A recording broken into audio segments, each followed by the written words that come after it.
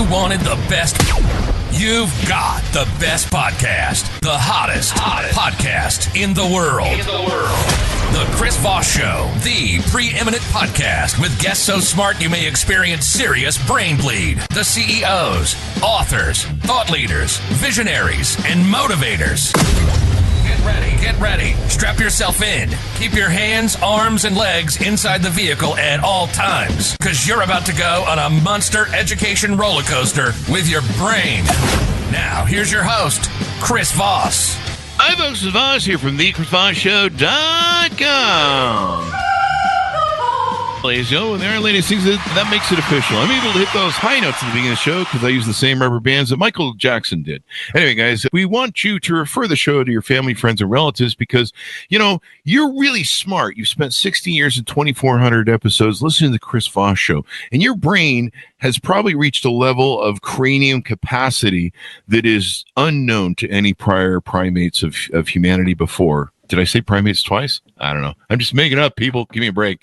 Anyway, but you want other people to be as smart as you so that when you go to those Christmas dinners and Thanksgiving dinners, you don't have to talk to Uncle John. And Uncle John, of course, never checks Snopes. So that's the problem there. Go to goodreads.com/Chris Chris Voss, LinkedIn.com/Chris Chris Voss, Chris Voss one on the TikTokity, and all those crazy places on the internet. And of course, you're testing their ability to figure out how to work the internet. That's always good, too. Opinions expressed by guests on the podcast are solely their own and do not necessarily reflect the opinions of the host or the Chris Voss Show. Some guests of the show may be advertising on the podcast, but it is not an endorsement or review of any kind. Anyway, we have an amazing young man on the show. We're going to be talking about his hot new book off the presses and some of his deets and how you can do stuff better, especially in management leadership. Who thunk it? Anyway, he's the author of the latest book to come out called Manage Your Gaps, Reclaiming the Awesomeness of Management by Matt Ley. Out July 17th, 2024. I'm having a brain seizure, evidently. Matt is a management expert and co-founder at Inflection Point Nexus Advisors. He has over 2 decades of experience. He helps organizations bridge critical gaps in management, teamwork, and leadership. He advised that my company should fire me, but my name's on it, so it didn't work. Anyway, I need all the help I can get, people, especially his. He is guided by 2 key philosophies: fulfillment, ROI, and fulfillment formula, enabling individuals and organizations to maximize impact with less effort. His diverse career spans roles as a software engineer, pastor, disaster response coordinator, ultimate Frisbee coach. That's the pinnacle right there. Supply chain project manager and dedicated volunteer. He's driven by curiosity, community building, and lifelong learning. Matt has a MDiv, an MBA, and multiple professional credentials. And I went to college. I didn't go to college. I started my first company at 18, so I have no idea what any of that means. Welcome to the show, Matthew. How are you? Oh, man. That was worth the price of admission. Thank you for that. My PayPal's over to you. Anyway, guys, give us a .com. Where can people find you on the interwebs? If you want to find out about the company, ipnadvisors.com. You want to find out about the book, it's manageyourgaps.com. You can find me at either of those places, or I'm most active on LinkedIn. No, you lead off with the book. Management gets a bad rap on Amazon here. What's going on there, and how does your book help get that bad rap fixed? Yeah, so where this came from is as I've been doing consulting and working with organizations, and frankly, being in the midst of organizations as a manager and as a leader, everyone talks about everyone can be a leader. Everyone should leadership. Let's have it at all levels. Nobody gets out there and says, everyone could be a manager, really struggled to be a good manager.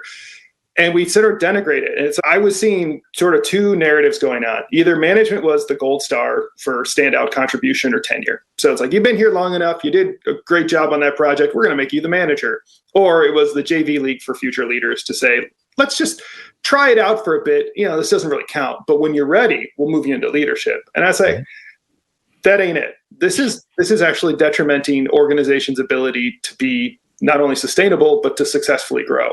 We need to reclaim that management itself is actually awesome. We've just given it a bad rap and we're using it incorrectly. Yeah. And people leave companies. It's interesting to me. Like, I believe, don't quote me but I'm pretty sure I know this unless I've gone insane, which is also true. I believe the number one reason people leave a company is poor leadership and management. That's the reason they leave my company, because I suck. No, I'm just kidding. I wrote a book on it. Anyway, I'm probably not, I'm always working on it, though. I don't ever think I'm great. Keep that in mind. Don't be a Dunning-Kruger person. So one thing you mentioned, we were talking in the green room beforehand, that one of the things you help do is managers that maybe, or leaders who are, maybe doing really well with what they're doing and managing people well, and maybe something's not working in the car parts. You got to get under the hood there and maybe change the oil or fix something mentally. Tell us about that a little bit. Yeah, we kind of joke about it internally at IPN. It's like we're always on the outlook for miserable leaders. And what we mean by that is someone who's like, this used to be fun. I used to love this job. Something happened in the last 6 to 12 months where I just lost my mojo.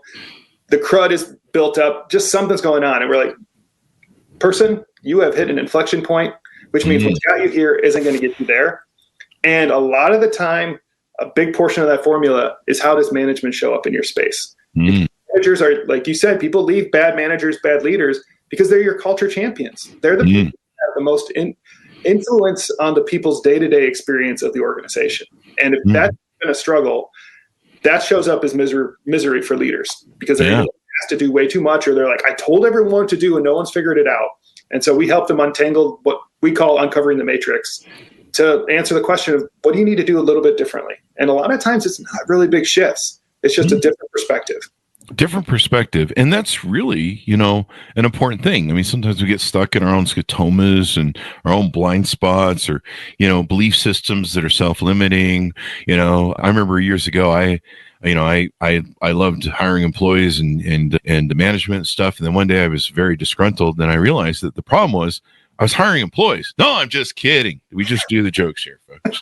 Employees are wonderful people. Sometimes they're better than me. In fact, a lot of my employees have been better than me, and that's been awesome. That's the goal. That's the goal. You want to hire giants. You don't want to hire people that are smaller than you. You don't want to be the ceiling of your organization. You want to be the foundation. You want to build above you. Always spend time hiring people. Do multiple interviews. That's the key. That's one of the keys. There's many keys. I'm sure you consult a lot on that. Now, you talk about the gap in your book in the title. What is the gap and how to manage them? Can you tease us out a little bit on what this gap thing is? Yeah, so actually it's 3 gaps, the strategic, the tactical, and the operational. And basically the strategic is, does your organization value the manager role as part of organizational design? And so we need to bridge that gap where we recognize that managers as a role have something to offer.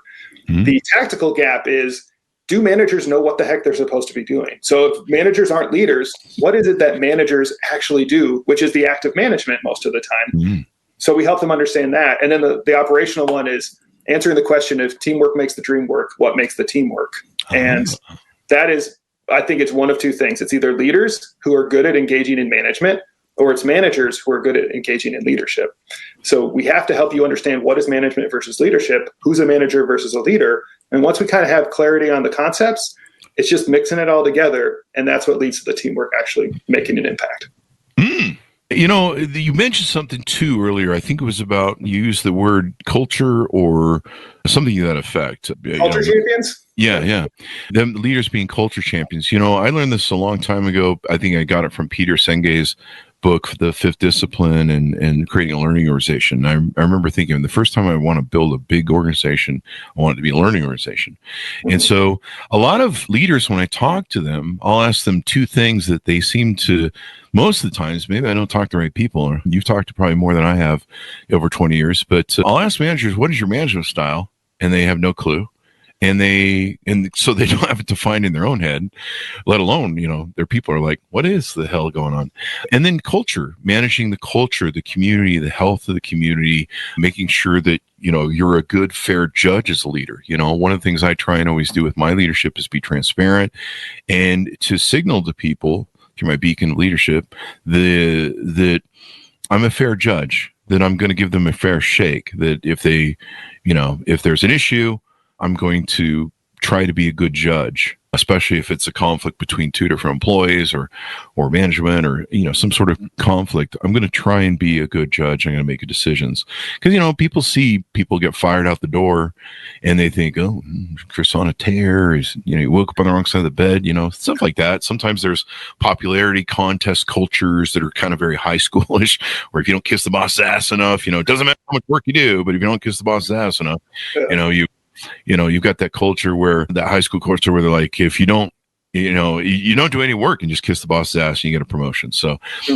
trying to make sure that there's that sequential sort of culture. I don't know if you want to talk about that, but I find most people I talked about, they have no intention, awareness, or design. And for me, that sort of design is paramount.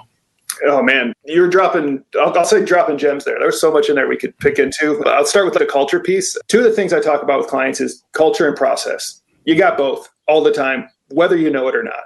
The thing is, there's sort of a 4-box that they fit into. It's visibility. Is it explicit or is it implicit? And it's the intentionality. Is it ad hoc or intentional? Most cultures, most processes fall into the ad hoc, implicit. So nobody talks about them. Everyone just knows them. It's tribal knowledge. And you just kind of make them up as you go. The goal is to take your culture and your processes and move them into the intentional and explicit. So they're named, they're documented. People understand what it actually means so that when you're not in the room as the leader particularly, people are still know what the boundaries are of what's acceptable and what we're looking to do in this space. Because the minute you leave the room, if people don't know what to do next, then you are the culture.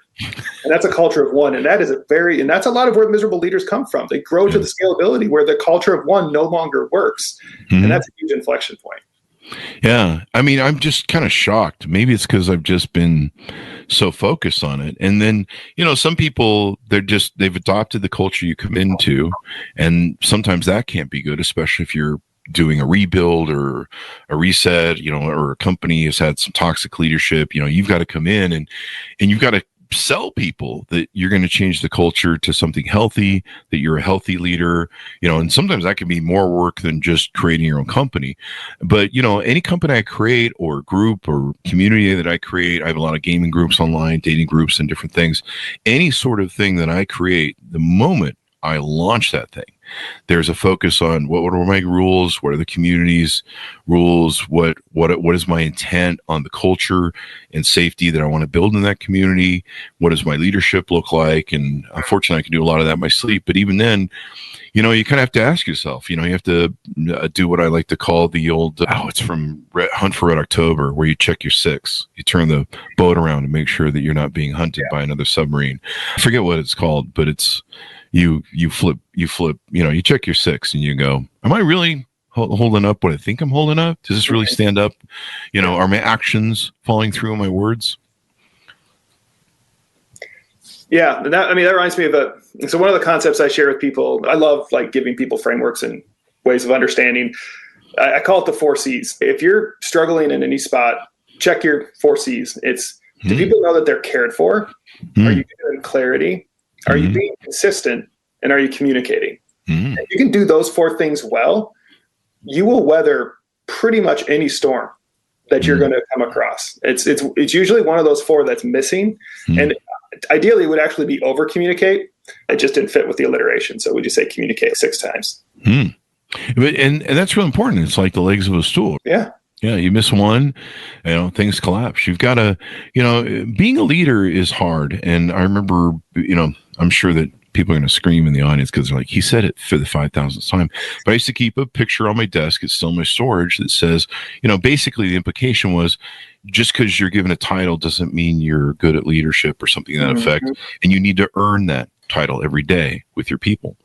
And so that could be grounded, it's really easy being a CEO of the company you own to, lord around your 100 employees and be like, I know everything. Which I do as Napoleon. I dress up as Napoleon too, and I put my hand in the chest just like that. And then I lord around with the sword and knight people and stuff. Sometimes I chop off heads, but judge says they can't. We don't talk about that. Not live. We don't talk about that. The judge is working on that. I get one of my 6 ankle bracelets off next week, so I'm pretty happy about that. All that jokes on the Chris Voss show. We're hitting all the greatest hits of the callbacks on the Chris Voss show today. It's early days. What maybe is in your book that you want people to maybe teased out to know about to help them pick it up. Maybe we haven't touched on. I know there's power of epic management here, and in the epic spelled funky, et cetera, et cetera.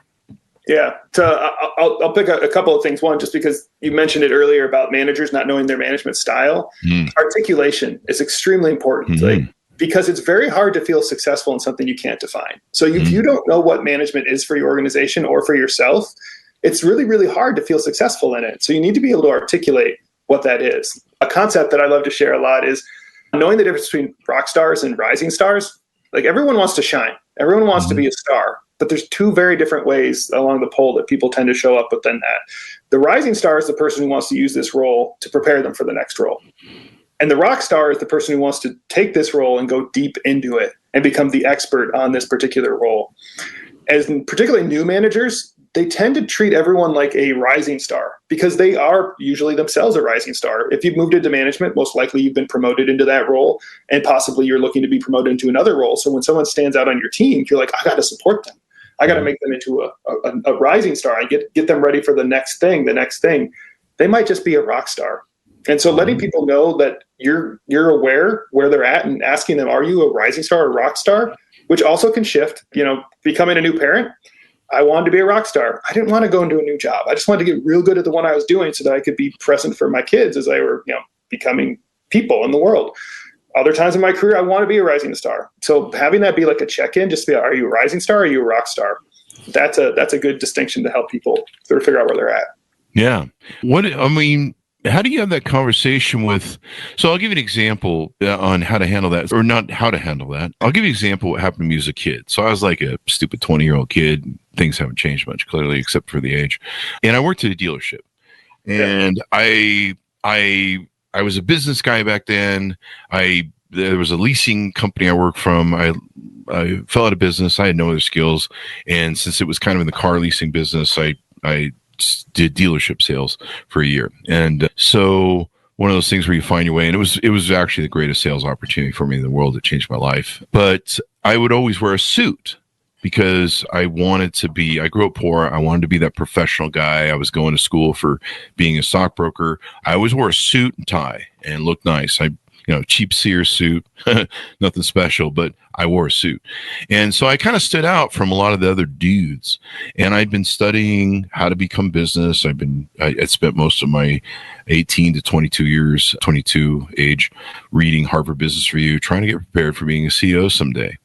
And the management one day came to me and they go, hey, we really think you're a future management person, and we're going to start seeing if we can't develop you.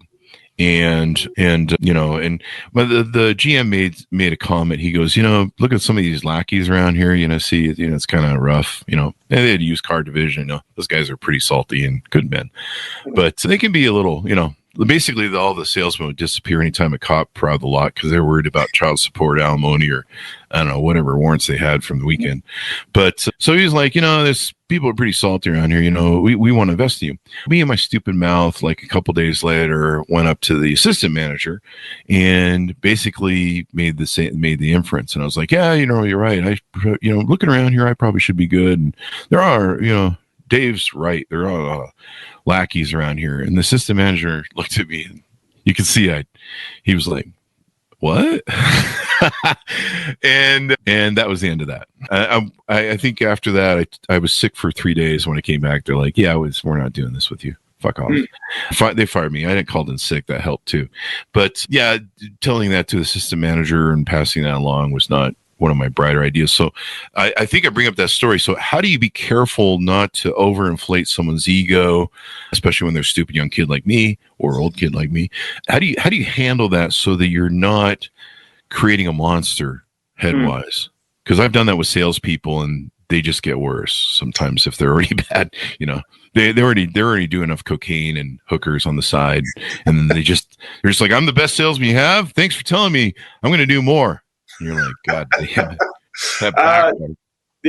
I guess two things within that is one of my favorite talks that I do is called Managers Are Zero Value Add Non-Leaders, which is a part about the clarity piece. And one of the big pieces with that is that managers and leaders are contingent roles in every organization. The only people who actually add value to an organization are the contributors. You fire all the contributors, your managers and leaders are going to sit around, twiddle their thumbs, or else they're going to have to actually do the real work that people are doing at the contribution level. So what the heck is the point of a manager or a leader? Leaders are to set where's the future vision of the organization. Where are we going to find more value to mine in the future? And the manager's role is to multiply that value, which means you have to know your people. You are contingent to their success. And if you're doing it all yourself, you are, one, not doing management. You're just a high-paid individual contributor that's probably screwing everyone else around you, and they're not creating more value. So you're a negative multiplier to your organization, or at the very least a fractional. So helping them understand, like, look, if you want to step into this role, what success looks like is going to be different. It's not how well you do, it's how well the team does. And if the team's struggling, you got to own that, because that's what you're here to do now. Yeah, it's so important. So talk to us about the stuff you do at IPN, Inflection Point Nexus Advisors, some of the different, how you help people, how they can approach, onboard with you, et cetera. Yeah, so I mean, we've got a bunch of different on-ramps because we know people are coming at different levels of, we've online courses, we do a lot of facilitation work. Our big thing is programs, helping people institute new things into their overall organization, and then being strategic partners. Like, we have a role of Uncover the Matrix, where we'll be on site for 7 weeks to help you say, okay, what is actually going on here? All the way up to being like a fractional chief strategy officer to help design the future. And what that's all boiling down to is people a lot of times confuse progress with activity and don't recognize that progress is actually a 3-step process. One, you have to be oriented. Where are you trying to get to? What's your why? Is everyone aligned to that? Then it's activation, which is, what do we actually have to do to get there? And then it's sustained momentum.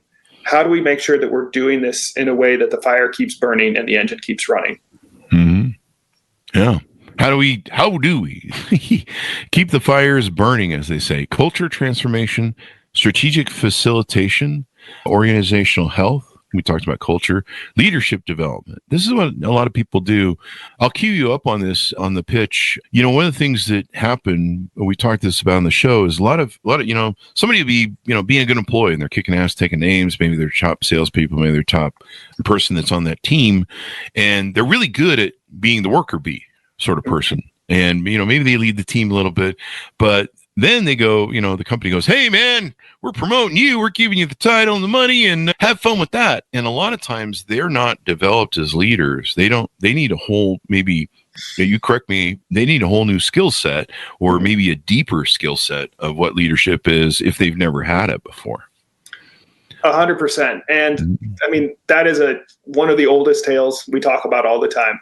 Don't take your best, whatever salesperson and make them your worst manager. And the reason we do that is I think it's part of the Pareto principle, the 80-20 rule applies here, that when you move into management, I don't call them soft or hard skills anymore. I call them transferable and contextual. So you are really, really good at the contextual skill set that leads to success on your team as a contributor. So we now put you in management. That success skill set is only 20% of what makes you good at management. The other 80% are all the transferable skills. Can you help people have clarity on what their role is? Do they have good job descriptions? Do you have good organizational design for the right number of people? Do you have clarity on what success is? Do you have metrics? Do you have goals? How are people trending as they move through the organization? Are you helping them be better tomorrow than they were yesterday? All of those pieces are transferable because they will help you be successful in any organization. I don't care if you have no idea what the people on your team do. If you can bring that skill set in, you will at least be 80%, which is a passing grade. It's not something you write home about. You still have to figure out what your people are doing if you want to be a great manager and an exceptional manager. But that skill set is the important piece. But when people get moved into that role for the first time, they start to get afraid. It's the theory and practice are very different. All of a sudden, you're second guessing yourself. Some of that imposter syndrome might set in. You double down on the skill set which is the contextual piece. And if you're already getting 100% on that 20%, it's not going to increase your grade. You have to be able to do the other piece, and helping people articulate the difference between the two and how to develop that skill set. That's a huge part of what the book and the Epic Management Model is about. You made a coffee cup comment, I like to call them, that said something, I have bad ADHD, but it said something about how you need to be improving your people every day. Something to that effect. There was a line that you had there. Do you remember How that? you helping people be better tomorrow than they were yesterday. Yeah, I need to mount that on my wall, or a coffee cup. or maybe, a knuckle crusher. My math teacher had one of those in high school, big paddleboard. He broke someone's hand, and that was the end of his career. But don't do that, folks. They're just jokes. Don't write me. We're professionals here. Don't try. Attorneys are calling me. Yeah, don't do this at home or your office. But no, I need to put that on a coffee cup because it's really important. I've talked about how one of the things I always used to do is move around my office and try and touch the hearts and minds of people, check in with them. How's things at home? How's things going in your life? How you holding up? Can you give me your social security card and loan me your Amex? That sort of thing. Letting people know I give a shit about them. I watched the CEO of HP move throughout his day and how it's a bad word to use with HR, touching people, hearts and minds, but it is in essence, I don't know, I just haven't found a better word, but it's connecting people with, and letting them know that you give a shit. Yeah. That, you're just not, hey, do you have your TPS reports? Okay, fuck off. See you, bye. That sort of shit from Office Space. And a lot of times, checking in on people, I've had employees that have struggled and you're like, man, we're probably going to have to fire Bob because Bob's fucking shit up right now. And turns out they're in the midst of a divorce. And Bob was a great employee for 5 years, and suddenly Bob's off the mark. I've had to be a psychologist as a CEO. I'm sure you've seen this movie a million times, but sometimes I have to do brain surgery, psychology level, and I have to get in there and I'll have a salesman come to me and be like, I've been selling all sorts of shit, and suddenly I can't sell anymore. I don't know what's going on. And you're like, great. Like, I need more work. No, but you've got to get in there and find out. And sometimes maybe it's a home situation or something's not going in their life. One of the big blowups I usually have with salespeople is they start making a lot of money, becoming more successful than they've ever been. And so they kind of feel a little fat. And they don't have that driver of starvation anymore. And, then you got to deal with that. I don't know, some of your thoughts on some of that. Yeah, no, that's it. I mean, that's definitely the care piece of the care, clarity, consistency, and communication that shows up in that piece. I think management, probably the biggest reason managers exist is one-on-ones. Like, one-on-ones are the touch point of the organization. That's what makes it flow and move forward smoothly, consistently, and helping people grow. And two, I think of the one is knowing that the one-on-one is not the manager's time, it's the employee's time. And what the manager is asking is basically, how am I helping you move forward in this? And two questions I love to ask are, what's something exceptional you did since our last meeting? And what's something like outstanding you're looking forward to? A couple of reasons. One, people don't like to toot their own horns most of the time. Maybe in the sales world, like my experience of it is a little bit different. You got to have a little bit of that hubris to be in that space a lot of the time. But people struggle to name their gifts. And so asking them to do so on a regular basis helps them open up. And also, if I go 2 or 3 one-on-ones where they can't name something exceptional they did or something outstanding or they're excited about, that's basically like a stay interview. I'm like, what's going on? You're not feeling it right now. I'm not getting it. Let's take this meeting to talk about that. Like, is there something going on in this space that we need to address, bring to the surface? And that can be that human side of things, that you're not overseeing a role, you're overseeing a person.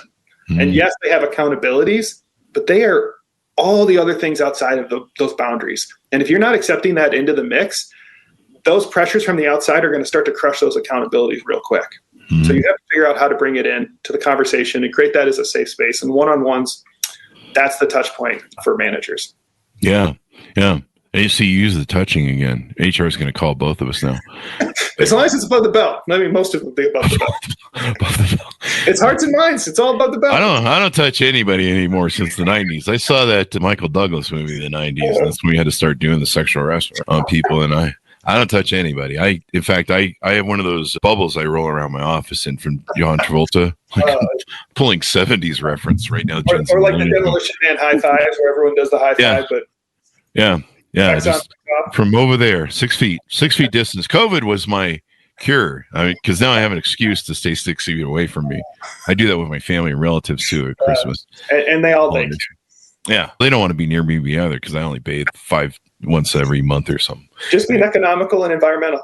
Yeah, it helps if you do that bathe once a month thing too, because people just stay the fuck away from you and have some peace. Yeah. Doesn't work well with the wife, but that's not my problem. Anyway, enough jokes aside. As we go out, any final thoughts or tease outs you want to do and all that good stuff? Maybe we missed. I think just a shout out to you for doing this. I love the program. This has been a great interview. And I've done it once or twice. Yeah. If you're in a miserable leader space and you're like, I don't know why, look me up, give me a phone call, 30 minutes. We can talk. If that's all it takes to get you unstuck, happy to do it. All my employees are dialing phones right now. I don't know what's going on, but I can hear yours ringing in the background. That's weird. So give people a final pitch out. How can they onboard with you? The .coms, et cetera, et cetera. Get to know you better on the internet. Yeah. IPNadvisors.com or manageyourgaps.com. That's the company or the book, or you can find me on LinkedIn. Mm-hmm. There you go. So thank you very much for coming on the show. It's been very insightful. You got some fun. Who knew management and business talk could be fun and chatty, Matthew? Matt, thank you very much for coming on the show. It's been wild to have you on. Thanks, Chris. Appreciate it. And no touching, right? No touching. Just want to make that clear. Don't touch people. I'll get a call tomorrow from somebody who said, Chris said I could touch the hearts and mind at work, so I went around the office today. Yeah, don't do that. That's going to get you with HR. That's why I don't have an HR department. I work for myself. Is because it gets in the way. Yeah, I touch too many people, evidently. Anyway, it's kind of like Nick Cannon in that sort of sense of a way. And Elon Musk. They've got 50 kids or something each. I think at this point. I think they're basically preparing a basketball team to play each other. So there's a joke. Anyway, guys, so thanks to my audience for tuning in. Order the book wherever fine books are sold. It is entitled Manage Your Gaps, Reclaiming the Awesomeness of Management by Matthew D. Ley, out in July 17th, 2024. Thanks so much for tuning in. Go to goodreads.com/Chris Voss, linkedin.com/Chris Voss, Chris Voss1 on the TikTok and Facebook.com/Chris Voss. Be good to each other. Stay safe, or else I'll see you next time. There we go. That should